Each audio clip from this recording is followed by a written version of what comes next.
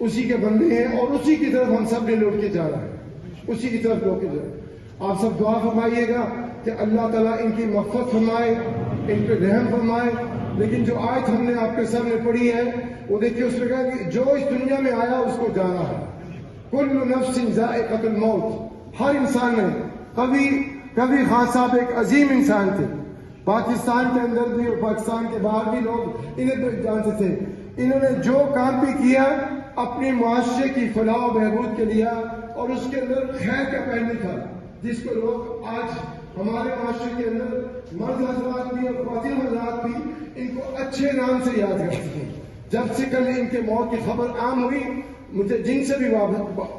واسطہ پڑا ان کے بارے میں کلمہ خیر سننے کو موقع ملا، اور آپ اتنے حضرات جو اتنی بڑی تعداد میں آئی ہیں اس لیے آئے ہیں کہ اللہ کے ہاں ان کے لیے کلمہ خیر کہا جائے، کیونکہ اپنی زندگی کے اندر خیر اور بھلائی بنانے میں انہوں نے بڑا کام کیا ہے۔ ہم سب نے جانا ہے،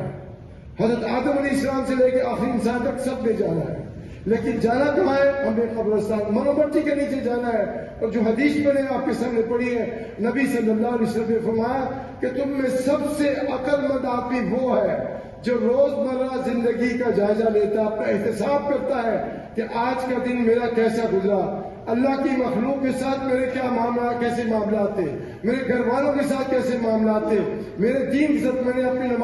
نمازوں کو جماعت کے ساتھ ادا کیا یا نہیں کیا، اللہ کی کتاب کو کھولا یا نہیں کھولا۔ شہادت